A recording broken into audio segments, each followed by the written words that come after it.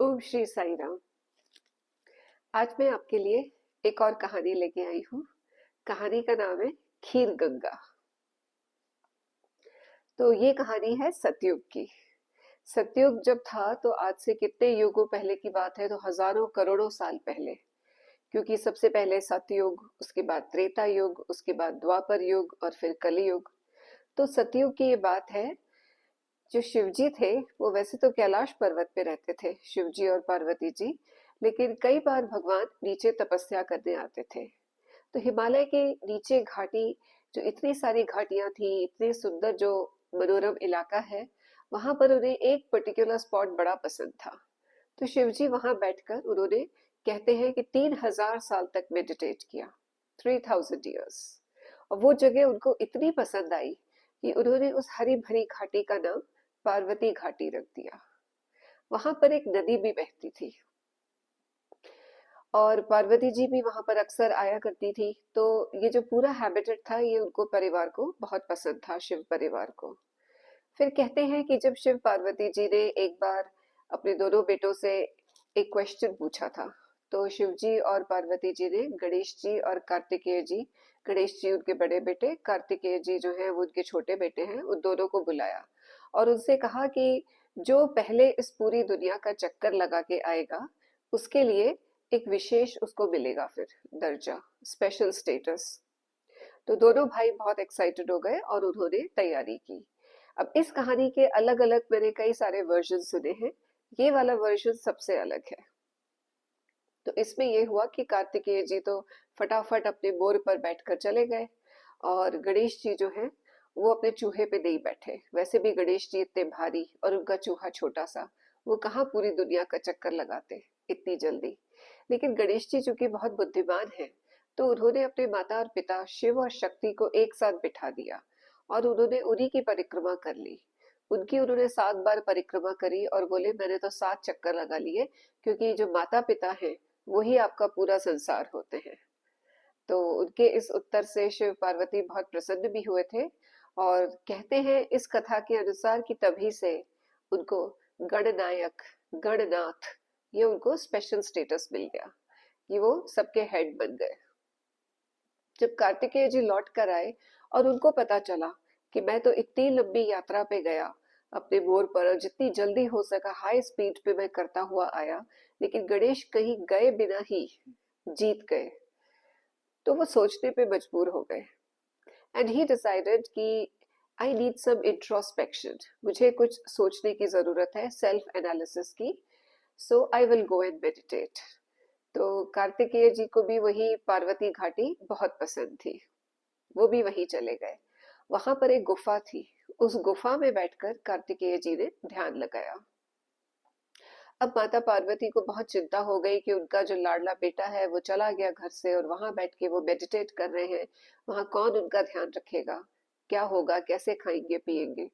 तो कहते हैं कि माँ पार्वती ने उस समय, चूंकि वो तो माँ अन्नपूर्णा है जो अन्नपूर्णा रूप से काशी में विराजमान है, माँ पार्वती ने वहां पर एक दूध की नदी बहा दी। तो वो जो दूध की नदी है उसका नाम है पार्वती नदी। उसका जो पानी है वो बहुत गर्म है, तो उस समय उसमें वो खौलता हुआ दूध था। तो कार्तिकेय जी को जब भूख लगती थी तो दिन में एक बार वो आकर के वो दूध पी लेते थे। ये उनकी माँ ने उनके लिए अरेंज कर दिया था। कार्तिकेय जी ने अपनी तपस्या पूरी करी, वो सफल हुई। और फिर जब वो उठे अपनी तपस्या से, तब कहते हैं कि शिवजी और माँ पार्वती भी उनसे मिलने गए। तब माता ने उसी गर्म दूध में निकाल करके और चावल डाल के उन्होंने उनके लिए खीर बनाई थी और उनको खीर खिलाई थी। उसके बाद कार्तिकेय जी, शिव जी और पार्वती जी वहां से चले गए और वो जो नदी है वो बहुत अच्छे से वहां पर बह रही थी। सतयुग में वो दूध की नदी थी और बहुत ही सुंदर थी। वैसे भी हमारे देश में हमेशा से कहा जाता है कि हमारा देश तो वो देश है जहाँ कभी दूध की नदियां बहती थी। तो ये दूध की नदी सतयुग में बहती थी। फिर एक एक करके युग बीतते गए, बदलते चले गए और कलयुग आने वाला था।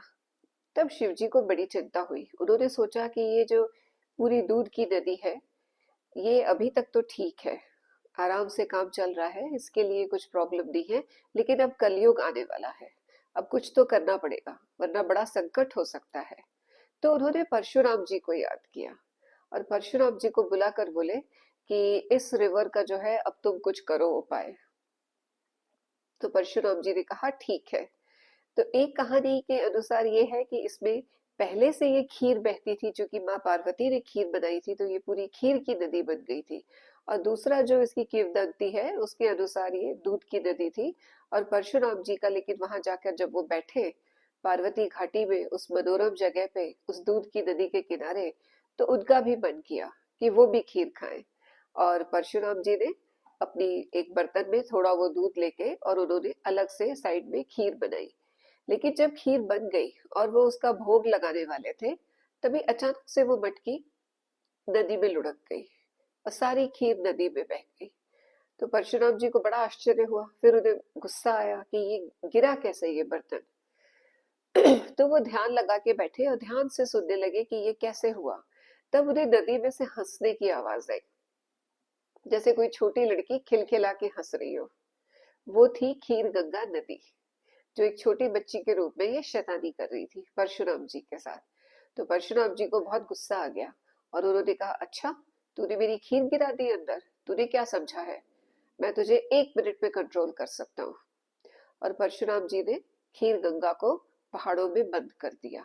वो बोले, अब तुम अंदर ही रहोगी, इन्हीं पर्वतों के अंदर। अब तुम कलयुग में अपने इस रूप में बाहर नहीं आ सकती जिसमें तुम्हारे अंदर दूध और खीर बह रही है। अब तुम कलयुग में केवल पानी के रूप में बाहर रहोगी। और जब ये कलयुग समाप्त हो जाएगा और जब सतयुग आएगा, तभी तुम अपने इस असली स्वरूप में वापस आओगी। तो कहते हैं कि तभी से खीर गंगा को वहां पर उन्होंने बंद कर दिया।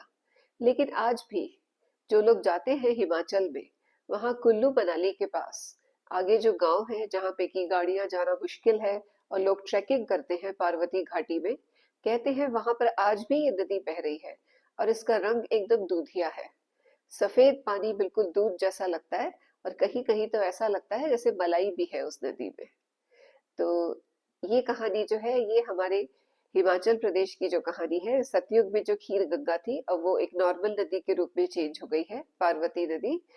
तो कहानी कैसी लगी जरूर बताइएगा। जय साई राम।